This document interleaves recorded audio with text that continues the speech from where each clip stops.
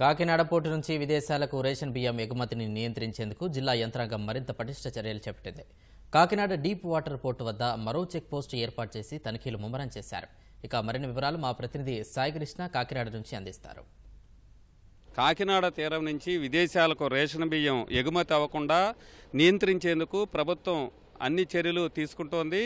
కాకినాడ జిల్లా యంత్రాంగం కాకినాడ పోర్టుల వద్ద భద్రతా తనిఖీ చర్యలు ముమ్మరం చేసింది. ఇప్పటికే యాంకరేజ్ పోర్టు వద్ద 3 చెక్ పోస్టులు ఏర్పాటు చేశారు పౌర సరఫరాల శాఖ ఆధ్వర్యంలో. తాజాగా కాకినాడ సీ పోర్టు వద్ద కూడా మరో చెక్ పోస్ట్ ఏర్పాటు చేశారు.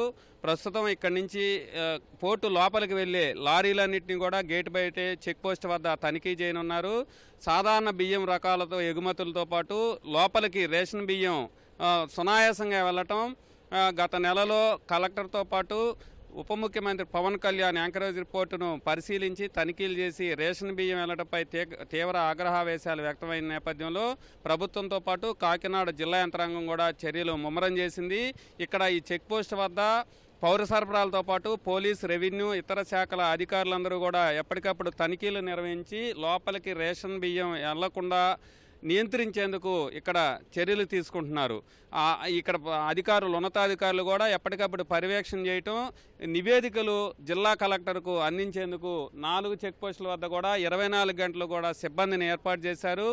ఈ గత 5 ఏళ్ల కాలంలో రేషన్ బియ్యం కాకినాడ పోర్టుల నుంచి ఎగుమతి అయ్యాయి అనే తీవ్రమైన ఆరోపణలు, కూటమి ప్రభుత్వం వచ్చిన తర్వాత కూడా వాటిని నియంత్రించలేకపోతున్నామన్న విమర్శల నేపథ్యంలో ప్రభుత్వంతో పాటు కాకినాడ జిల్లా యంత్రాంగం కూడా చర్యలు మరింత ముమ్మరం చేసింది. ఇక్కడ కట్టుదిట్టమైన ఏర్పాట్ల ద్వారా రేషన్ బియ్యం ఎలాంటి లోపలికి వెళ్లకుండా కూడా పూర్తి స్థాయిలో బయటే నియంత్రించేందుకు అన్ని చర్యలు తీసుకుంటున్నారు. అలాగే ఈ నెల 4వ తారీఖు స్టెల్లా ఎల్ పనామా నౌకలో నుంచి అధికారులు సేకరించిన బియ్యం నమూనాలను కూడా ఇవాళ కాకినాడలోని పౌర సరఫరాల శాఖ జిల్లా కార్యాలయంలో పరీక్షించనున్నారు. ఆ పరీక్షల అనంతరం స్టెల్లా ఎల్ పనామా నౌక నుంచి బియ్యం తీరానికి తీసుకొచ్చి ఒడ్డుకు చేరుస్తారా, రేషన్ బియ్యం ఏమన్నా ఉంటే వాటిలో నుంచి బయటకు తీసుకొస్తారా, లేదంటే అలాగే నౌకను పంపిస్తారా అనే దాని మీద కూడా కొంత సందిగ్ధత వీడనుంది.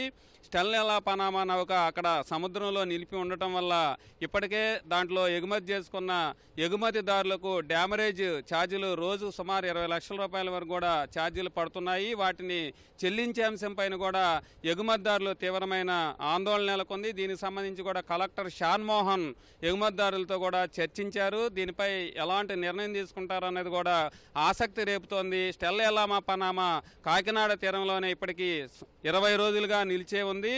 దాన్ని పూర్తి సామర్థ్యం 52,200 టన్నుల వరకు ఉండగా 38,000 టన్నుల బియ్యాన్ని నింపేశారు.